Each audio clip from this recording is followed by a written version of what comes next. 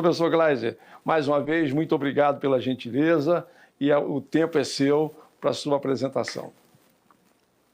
Muito obrigado, bom dia a todos e todas, é um prazer estar com vocês mais uma vez. A gente teve uma pequena falha tecnológica que mostra que a tecnologia não é infalível, muito pelo contrário, a gente tem que aprender que tudo que é criado pela humanidade falha, né, da mesma maneira que nós falhamos também, né?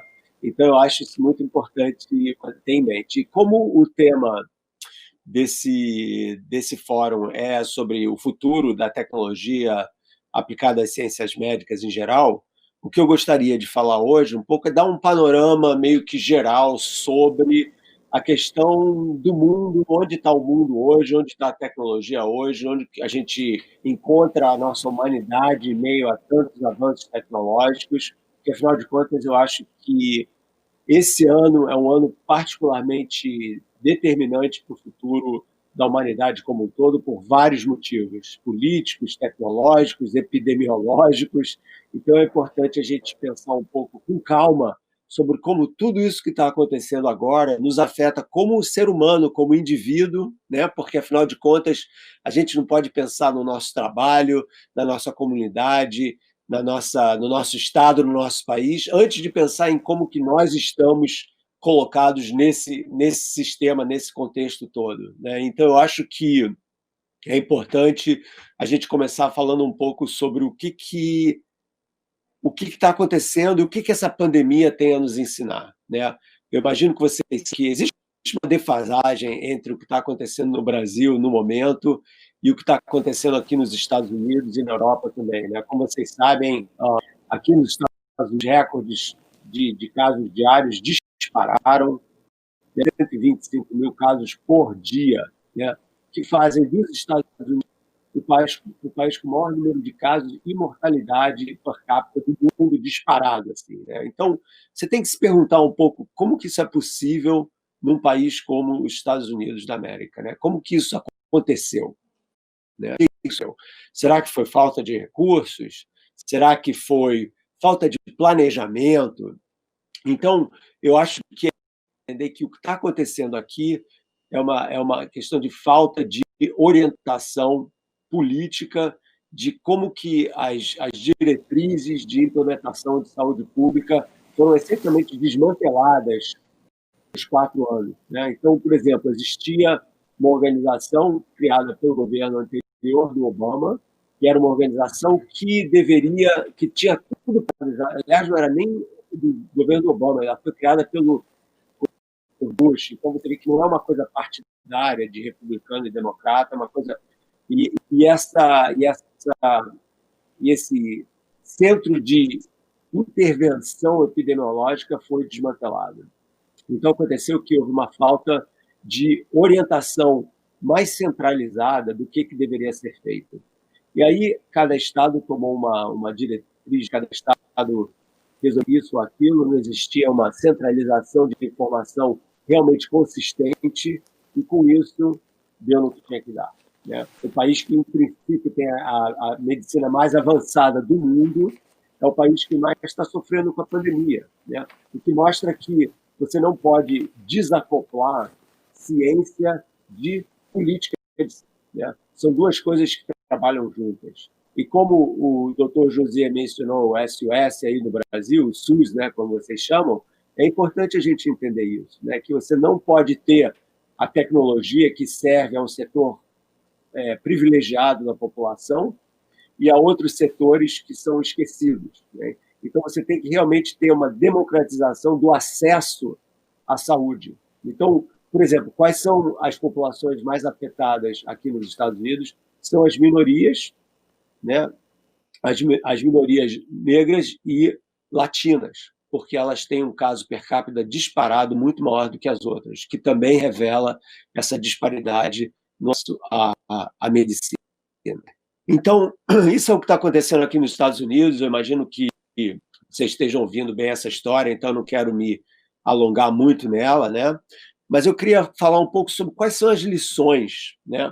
E o que a gente aprende com isso, e o que a gente pode carregar daqui para frente, de forma que o ano 2021 seja melhor do que o ano 2020, que, aliás, cá entre nós, não é muito difícil superar esse ano, né? Esse ano realmente foi um ano que deixou todo mundo assim chocado, como que podia dar tão mal tudo, né? Foi um ano dos piores possíveis, assim, pelo menos na minha geração, né? Eu sempre digo que é importante a gente entender uma coisa em termos de história, né? De que realmente para a nossa geração, né? Pessoas de 40, 50, 60 anos, e até de zero até essa idade, a gente nunca tinha passado por um problema dessa magnitude, né? A gente escapou às grandes guerras, né?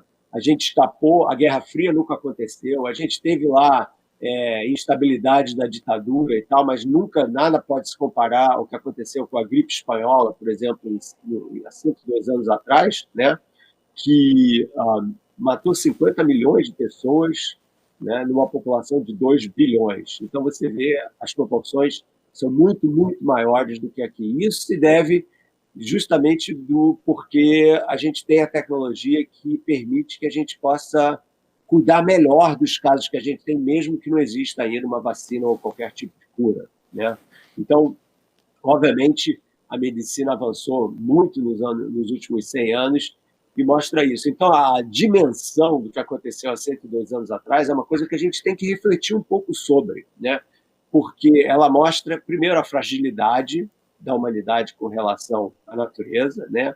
A gente tem essa ideia de que a gente pode se colocar acima do mundo natural, né? Não, nós controlamos a natureza, nós temos as curas para as doenças, nós construímos cidades, nós temos estradas e pontes, então a gente pode se colocar acima do mundo natural, né? E a verdade é que isso é uma fantasia. A gente não pode se colocar acima do mundo natural, porque nós somos parte desse mundo natural, nós somos parte integrante da natureza. Então, quando vem um vírus de 132 nanômetros de diâmetro, né, e mostra para a gente que mesmo com todas as nossas tecnologias, as nossas cidades, a nossa medicina, a gente manda espaçonaves para Júpiter e para Marte, etc., a gente mesmo assim toma uma grande rasteira desse vírus, né, que a gente nem sabe definir se é vivo ou morto, né? A gente tem até hoje a gente não consegue em ciência ter uma definição universalmente aceita do que é vida. Por incrível que pareça, né? O vírus ele ocupa meio que uma linha divisória entre a vida e a morte, né? Porque quando ele não está acoplado a uma célula, o vírus não é considerado uma criatura viva no sentido de ele não tem um metabolismo, né? Ele não está se reproduzindo, ele vai se acoplar à célula para então poder usar, né, sequestrar, vamos dizer assim, o material da célula para poder se tornar uma entidade viva no sentido de se reproduzir, né? Então, para o vírus, isso é uma outra lição, fora a nossa fragilidade com relação ao mundo natural, né? A gente nunca vai ter cura para todas as doenças, né? Isso é uma coisa muito importante da gente entender, né? Porque a seleção natural não funciona dessa forma, por causa da mutação, né? Então, para o pessoal que está trabalhando na linha de ponta da medicina, tentando descobrir curas para doenças, vocês podem ficar tranquilos que vocês sempre vão ter emprego, porque vão haver mutações que vão transformar, com certeza, as doenças atuais em outras doenças que a gente nem prevê como que vão ser, entendeu? Então, essa daí é a fórmula da vida. A fórmula da vida é essa. Então, a gente não pode dizer que é culpa do vírus. Não é culpa do vírus. Da mesma forma que a gente também se impõe no mundo natural, né? A gente também se impõe sobre outras criaturas, como todo mundo sabe. Essas outras criaturas também vão usar todo tipo de vantagem que elas podem ter para poder se reproduzir. Porque o fundamental do mundo natural é esse, essa urgência que eles têm em se reproduzir, né? Então, o vírus é isso, e as que vão acontecendo certamente vão transformar. Parece que já existe uma mutação que apareceu na Dinamarca, não sei se vocês souberam disso aí no Brasil, mas parece que tem uma mutação desse vírus na Dinamarca que está afetando lá os bichinhos, que a gente em inglês pelo menos chamam de mink, né, que são aqueles que as pessoas antiquadas faziam casaco de pele, né? Eu espero que ninguém mais faça aí, e que mostra que é uma mutação desse vírus já, entendeu? Então, tem que sempre estar preparado para isso. Então, todo o país do mundo, todos os países do mundo têm que ter uma política de implementação de defesa epidemiológica rápida, eficiente e abrangente. Isso é uma coisa fundamental. Então, a gente tem uma sorte danada, falando para não ficar aquela coisa só pesada e negativa, a gente tem uma grande sorte de estar vivendo no século XXI, em que a gente tem os meios possíveis, né, para, se não completamente eliminar esse tipo de ameaça, pelo menos combater ela ao nível de igualdade que há 5 anos atrás é possível. Então, ao mesmo tempo que a gente tem que entender que a ciência, como toda atividade humana, tem limites, a gente também tem que aprender a celebrar o que a ciência foi e é capaz de fazer, né? Basta pensar o seguinte, pessoal, em 1900, no ano 1910, vocês sabem qual era a expectativa média de vida no planeta? Era de mais ou menos 35 anos de idade. Estou falando de 1900, estou falando do início do século XX, não é nem... não estou falando da Idade Média, estou falando de 110 anos atrás, era de mais ou menos 20 anos de idade. E agora está acima de 70. Então, a gente conseguiu dobrar a expectativa de vida humana em anos. Como que isso aconteceu? Isso aconteceu por causa da medicina, por causa das políticas de setor urbano, porque vários médicos e epidemiologistas entenderam que a origem das doenças está nas bactérias, está na água contaminada, está no saneamento público, né? A gente sempre fala do Oswaldo Cruz, né? A gente no Brasil, a gente fala do Carlos Chagas, etc. E, obviamente, a gente tem essa história, mas a gente também tem que entender que essa história continua avançando sempre, né? Então, um país que quer garantir a saúde é um país que tem que se manter na ponta da tecnologia de exploração, na ponta da tecnologia que procura desenvolver novas curas, novas maneiras de você fazer modelos de simulação de epidemiologia. Por exemplo, como que a gente sabe que tantas pessoas podem morrer nos próximos tantos meses? Isso aí são modelos matemáticos que são usados para fazer esse tipo de previsão baseado em parâmetros diferentes. Por exemplo, quantas pessoas estão mantendo afastamento, distanciamento social, quantas pessoas usam máscara, quantas pessoas estão trabalhando em casa, etc. Então, tudo isso é usado nesses modelos, que são os modelos que basicamente podem nos informar, não com uma certeza de 100%, porque não existe certeza de 100% em nada, mas pelo menos com uma probabilidade alta, o que pode vir por aí. E tudo isso foi desenvolvido no século XX, no século XXI, né? Então, é importante a gente também aprender a celebrar e a respeitar a credibilidade da ciência, né? Nenhum país do mundo que vai continuar a ser competitivo no futuro pode desprezar a pesquisa científica e a formação de uma geração de cientistas, técnicos, médicos, etc. Né? Eu sempre penso assim no exemplo da Coreia do Sul. A Coreia do Sul, nos anos 50, na década de 1950, era um dos países mais pobres do mundo. Do mundo. E hoje em dia que a gente vê que um monte dos aparelhos que a gente compra, né? Samsung, LG, Kia, etc., um monte de carros e aparelhos de altíssima tecnologia vem da Coreia. Como que aconteceu isso? Como que um país pôde se converter de um dos países mais pobres do mundo para um dos países mais avançados, mais tecnológicos, mais dominantes tecnologicamente no mundo? Porque eles apostaram na educação científica.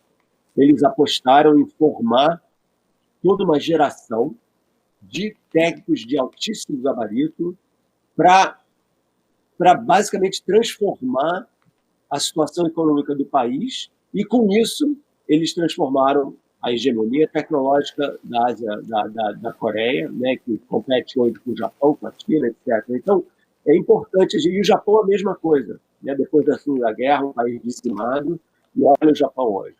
Então, a gente precisa apostar no desenvolvimento da ciência no Brasil. A gente precisa apostar na juventude que está ansiosa para querer embarcar numa carreira médica, numa carreira científica, mas uma carreira que tenha dignidade, né?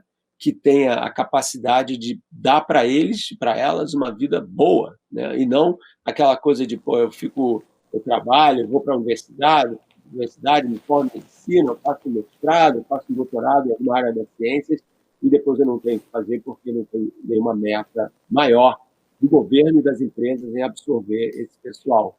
Então, eu tenho falado muito sobre isso ultimamente, porque, devido ao meu trabalho de divulgação científica, um trabalho que eu estou presente na mídia brasileira e internacional, eu recebo dezenas e dezenas de mensagens toda semana de jovens falando: eu quero ser cientista, eu quero ser engenheiro, eu quero ser médico, mas eu tenho medo porque eu não sei qual vai ser o tipo de futuro que eu vou ter.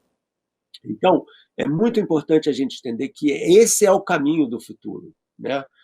O século XXI vai ser o século da automação, vai ser o século da automação e da digitalização do mercado de trabalho. É o século do machine learning, da inteligência artificial, da engenharia genética, da nanobiotecnologia. Essas são as palavras-chave para o que vai acontecer daqui a 10, 20, 30 anos. Já está acontecendo e vai ficar cada vez mais importante. Então, as empresas atuais têm que embarcar nessa jornada se elas querem se manter competitivas. Senão, o que vai acontecer com elas é o que aconteceu com a Kodak. Vocês lembram da Kodak, aquela empresa, né? A máquina, eu quando era garoto, todo mundo queria ter uma máquina de fotografia da Kodak, o filme era da Kodak. E hoje, cadê a Kodak? A Kodak desapareceu. Por quê? Porque ela não acreditou na transição entre o modelo analógico de tecnologia, aquela coisa do filme na máquina, para o modelo digital de tecnologia, né? E ficou para trás.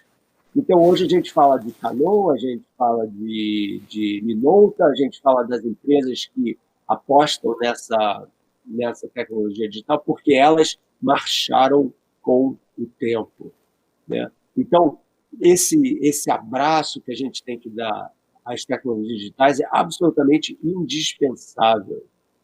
E o Brasil precisa apostar mais nesse lado da tecnologia. Tecnologias de agropecuárias e nas tecnologias com a Petrobras de exploração profunda. São duas coisas que o Brasil faz bem, né? Com certeza. Mas quando eu tenho falado muito isso em palestras que eu tenho dado ultimamente, quer dizer, quando você tem que pegar uma máquina, que você tem que apertar um botão, você conhece alguma máquina que você aperta um botão que é feita no Brasil? Que tem uma marca brasileira? Pouquíssimas, né? Certamente, os nossos carros, as marcas são o quê? Volkswagen, Ford, BMW, Audi, etc. Os nossos celulares nem se fala, né?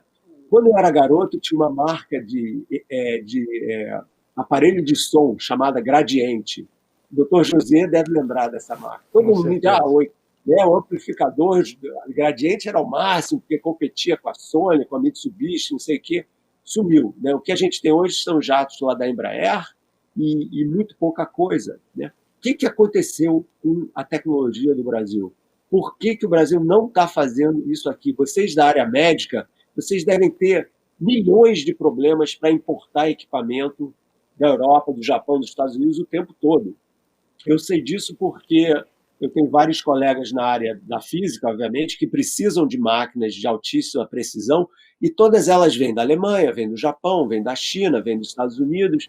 Então, isso não está sendo feito aqui, mas poderia ser feito aqui.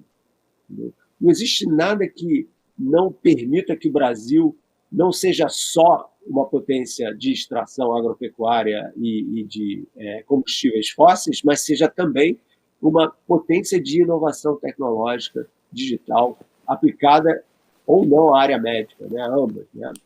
Então, isso é uma coisa que, para mim, está atravancando um pouco a visão da nova medicina, da nova ciência no Brasil, que é o tema de vocês, né? Então, é apostar mais na capacidade de produção de tecnologias inovadoras no Brasil e não necessariamente sempre ter que trazer de fora para dentro, né? Então, você tem incentivos fiscais que permitam esse tipo de desenvolvimento de tecnologias. Você tem curso de formação de técnicos, de engenheiros, de médicos, que realmente sejam competitivos com as tecnologias que estão sendo desenvolvidas do lado de fora. Você desenvolver mais ainda, né? Obviamente tem lugares muito bons no Brasil, Butantan, e o Instituto Oswaldo Cruz, etc., mas desenvolver mais centros de pesquisa fundamental, né, de aplicações da medicina fundamental. Isso também é uma coisa que o Brasil pode crescer muito ainda, né? Então, isso são lições assim fundamentais, porque a verdade é a seguinte, pessoal, que essas tecnologias que estão vindo aqui da área ali perto do Silicon Valley, né, perto de São Francisco, ou da China, ou da Alemanha, são tecnologias que vão mudar completamente o nosso mercado de trabalho. O Brasil não vai escapar disso, o Brasil vai fazer totalmente parte dessa revolução.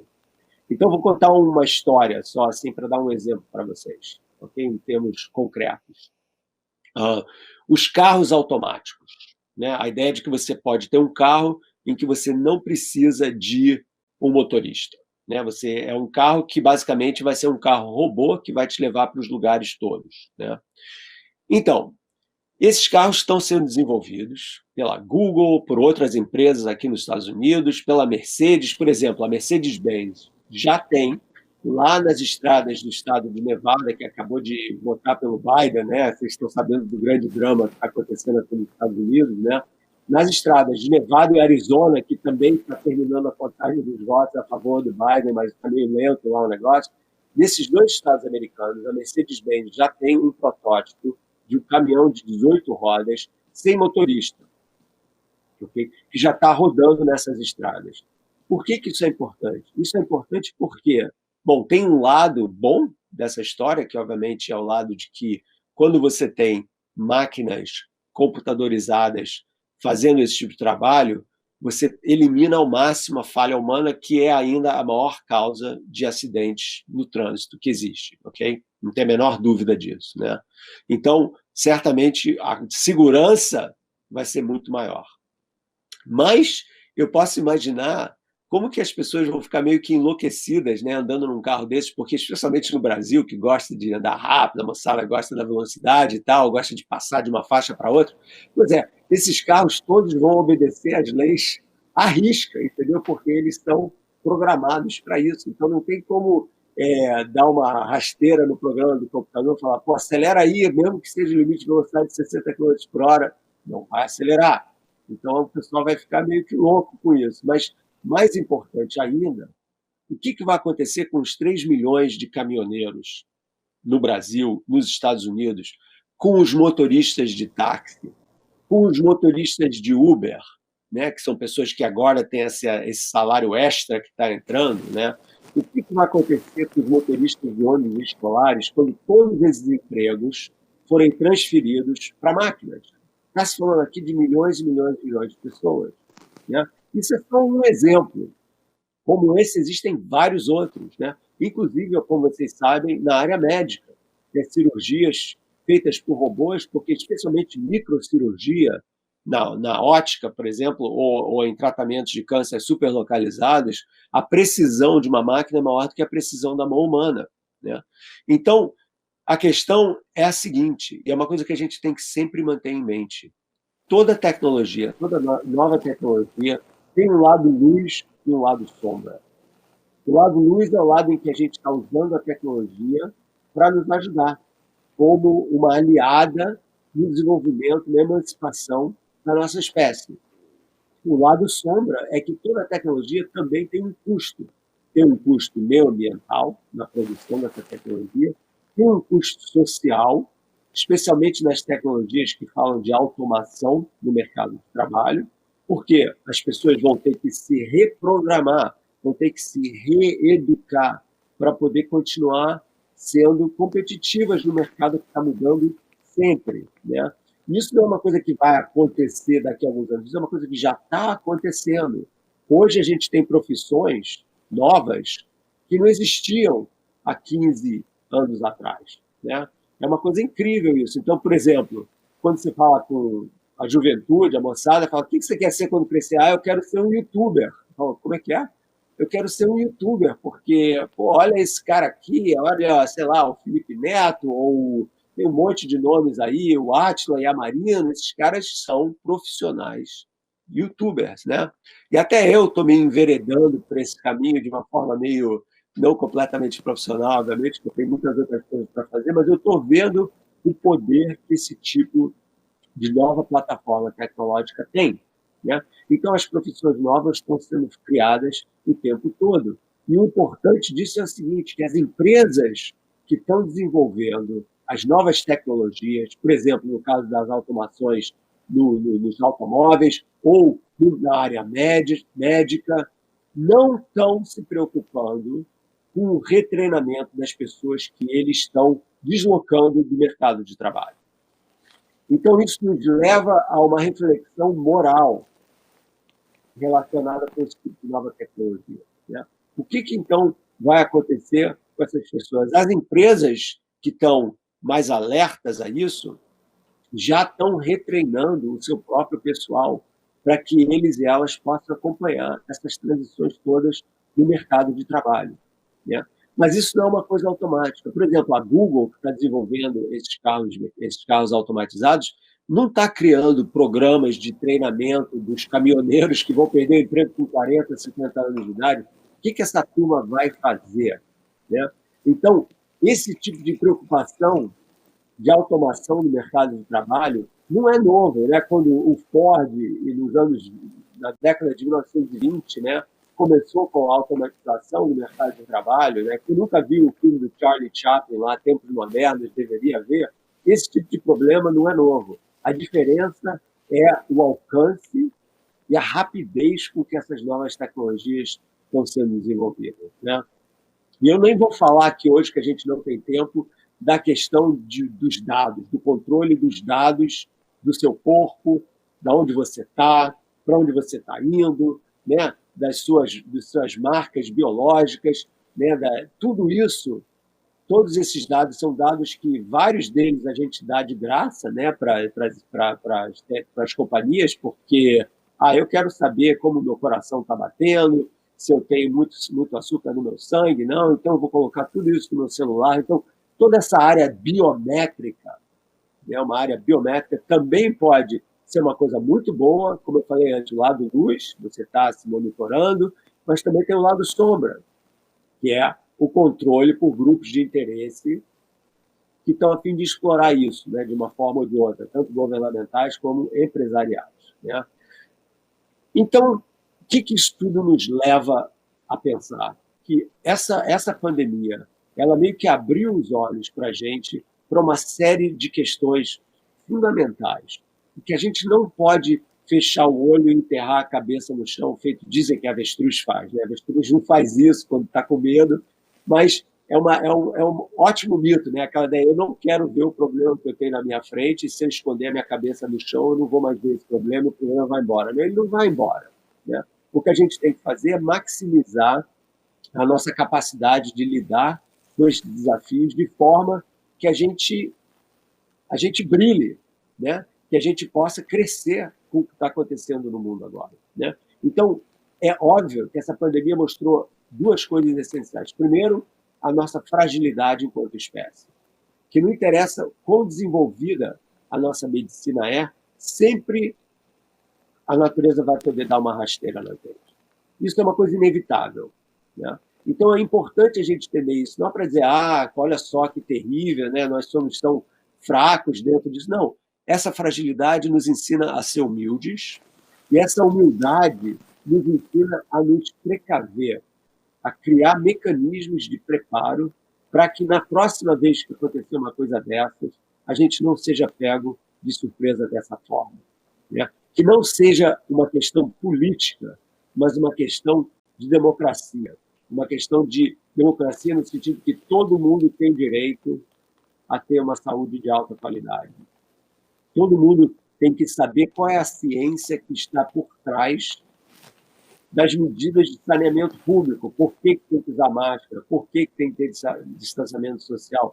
Isso daí não são coisas inventadas, não são decisões políticas, são decisões que salvam vidas. Então, a gente tem que aprender a separar política de salvar vidas, né? São duas coisas muito diferentes que não deveriam jamais serem misturadas, né?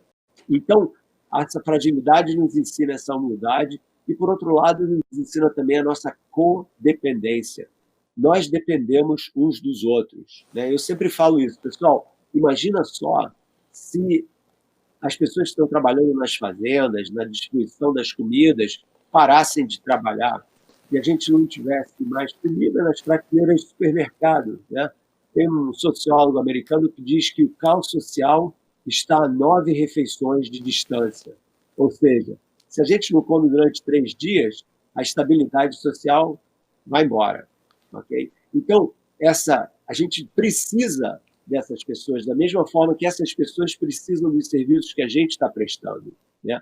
A gente precisa das enfermeiras, enfermeiros e médicos trabalhando na linha de ponta. A gente precisa dos lixeiros que estão tirando o lixo da rua na época de pandemia. Né? Então, essa codependência é absolutamente fundamental. E ela não é só comunitária ou nacional, ela é internacional, ela é globalizada, porque a gente precisa dos produtos que são produzidos em outros lugares do mundo.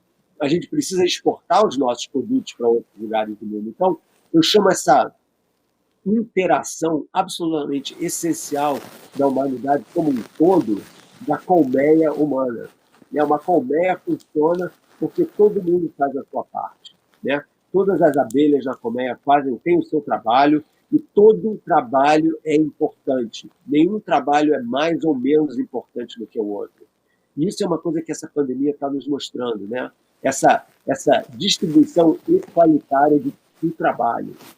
De tudo que as pessoas fazem, não interessa o que é, cuidar das crianças, ir no supermercado, dirigir ônibus, dirigir caminhão, ser presidente da República, todos esses trabalhos são absolutamente essenciais para a estabilidade da sociedade. Então, essa unidade da humanidade, para mim, pelo menos, tem uma lição muito profunda, que é que nós temos que cada vez mais nos perceber como uma espécie, não como uma tribo contra outra tribo, essa história do tribalismo, que sempre foi a história da nossa espécie há milênios de anos, essa história tem que terminar. Porque, no fundo, e isso daí é uma coisa que a pandemia nos mostrou assim direto, né? Nós somos uma tribo, que é a tribo da espécie humana. Né? O vírus não quer saber qual é a cor da sua pele, para que time de futebol você torce, aonde você é, se você é rico ou se você é pobre. O vírus só vê uma entidade humana com que ele pode se acoplar para poder se reproduzir. Então, o vírus, a natureza vê a gente de uma forma unida. A gente precisa ver a gente de uma forma unida também. Ok, pessoal? Então, isso daí para mim é uma lição absolutamente essencial. Então, carregar dentro da gente esse aprendizado, essa humildade nova, essa codependência, esse respeito pelo outro, pela natureza, para mim é absolutamente essencial. E as empresas, né, que são modernas, estão se modernizando a cada momento, tem que entender que elas dependem de todo um ecossistema. Né? Por exemplo, a pessoa que está comprando o seu produto não é um alvo, mas é um parceiro. Né? E esse parceiro tem um poder enorme sobre a sua empresa, porque se esse parceiro não compra o seu produto, a sua empresa vai sofrer. Então, essa parceria é muito importante. É uma parceria com os distribuidores, com todo, como eu falei, um ecossistema empresarial que é absolutamente essencial para a sobrevivência de todas as empresas e para a satisfação global, né, daqueles que estão comprando esses produtos todos. Então, essa integração da humanidade, para mim, é absolutamente essencial e é nisso que eu estou esperando que realmente venha a ser a grande transformação para o ano que vem, porque esse ano já meio que está no final, né? A gente está meio que ainda digerindo um pouco tudo isso que a gente está aprendendo, mas as lições para o futuro, para mim, são essas, que a gente não está acima da natureza, que a gente tem que olhar para o mundo natural com muita humildade, que a gente tem que respeitar todos os trabalhos, que todas as pessoas têm direito a terem uma vida digna, com acesso à saúde, com acesso à educação de qualidade, e no Brasil em particular, apostar muito na educação, na formação de médicos, de técnicos, de engenheiros, de cientistas que possam elevar a capacidade de inovação do Brasil ao nível competitivo mundialmente falando, não só ao nível de sim, nós vamos apostar quase tudo que a gente tem na agropecuária, porque a juventude do Brasil quer muito mais do que isso. A juventude do Brasil quer competir com o resto do mundo de igual para igual? Quer pegar um telefone celular e falar, esse telefone foi feito no Brasil. Quando que a gente vai fazer isso, né? Fazer isso.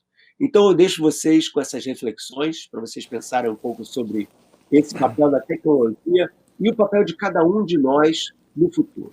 Então, muito obrigado e boa sorte, um bom fórum para vocês todos. Muito obrigado, professor Marcelo Gleiser. Realmente valeu a pena aquele iniciozinho retardado para todo mundo poder chegar a tempo de ver essa maravilhosa exposição, que é apenas um comentário final da relevância do que você falou ao longo desses 40 minutos para todos nós. Você começou citando a Coreia do Sul, o que ela fez, o que era a Coreia do Sul, um país do tamanho do estado do Paraná, com uma miséria total há 50 anos atrás, mas que apostou nas pessoas. Foi através das pessoas, de qualificar as pessoas, transformá-las em pessoas capacitadas para o desenvolvimento do seu país, utilizando aquelas indústrias que tinham lá. O governo fez com que aquelas indústrias, grandes indústrias, locais, incentivassem a qualificação profissional e, a partir daí, transformassem esse país de 50 milhões de habitantes na potência mundial tecnológica que é hoje. Aqui no Brasil, a gente vive frequentemente essa dualidade entre a economia versus desenvolvimento social. Ou é uma coisa ou é outra. Não é uma coisa ou outra. É uma coisa e outra. As coisas têm que andarem juntas. As pessoas têm que estar sempre em primeiro lugar. Sempre elas é que fazem a diferença. Então, para que a gente chegue ao desenvolvimento econômico que todos desejamos, nós temos que qualificar as pessoas, incentivar através da educação, da ciência, enfim, valorizar a ciência. E mais do que isso, como você brilhantemente falou, celebrar a ciência. A pandemia mostrou isso, não é, professor Gleiser? Que foi muito rápido com que a ciência conseguiu identificar o vírus, mapear o vírus, fazer os testes imunológicos. Já estamos aí próximos de ter uma vacina contra esse vírus muito brevemente, e eu parabenizo a Fiocruz no Brasil, o Instituto Butantan, que tanto fizeram para chegarmos juntos com todo o resto do mundo a essa possibilidade muito próxima de termos aqui a nossa vacina. Mas é óbvio que nós não podemos ficar restritos ao nosso grande Fiocruz e ao nosso grande Butantan. Como você falou, nós não podemos viver somente de combustíveis fósseis e da indústria agropecuária como potência no mundo. Nós temos que desenvolver todas as outras áreas de conhecimento através desse modelo colaborativo que você tanto incentivou. A pandemia mostrou de verdade isso, quanto nós dependemos um dos outros. Isto é sustentável, isto é sustentabilidade, a dependência que temos de todos para todos. Não adianta querermos achar que não dependemos do lixeiro, do entregador da comida, do iFood, ou não sei o quê. A gente precisa de todo mundo num momento como esse, como precisamos muito da Índia e da China em insumos para as nossas proteções individuais, equipamentos de proteção individual, muitos vieram desses países, o que leva de volta a sua constatação. O Brasil não pode ser dependente de forma tão gigante, tão grande como é hoje, dos grandes países que produzem insumos. E é sobre este tema que será a próxima mesa. Nós vamos discutir nesse próximo painel o desenvolvimento do complexo industrial da saúde na China, como ele se deu, e o que nós precisamos fazer no Brasil para não dependermos tanto do desenvolvimento de outros países nasquelas coisas básicas e nos transformarmos num país que dê a autoestima elevada a todos os brasileiros e a todas as brasileiras. Professor Marcelo Gleiser, muito obrigado pela sua gentileza. Foi uma honra inenarrável tê-lo conosco. Você é uma figura que orgulha todos nós, é um exemplo de cidadão brasileiro que preenche e que nos ajuda a ter essa autoestima elevada. Quando a gente está meio triste, pensemos no Marcelo Gleiser. É possível, se foi possível para ele, é possível para todos os brasileiros, jovens. Você é um grande inspirador da juventude brasileira pelo sucesso internacional. Muito obrigado, fique com Deus, em paz, e aproveite bastante aí esses tempos novos nos Estados Unidos. Um grande abraço para você, foi um prazer grande. Um abraço, Gleiser. E em seguida nós teremos já o nosso painel sobre o complexo econômico e industrial na China, e com os comentários de diversos brasileiros, e moderado pelo nosso querido professor Carlos Gadelha, da Fundação Oswaldo Cruz, do Rio de Janeiro. Muito obrigado, Marcelo Gleiser, e até a próxima. Bom dia, tchau.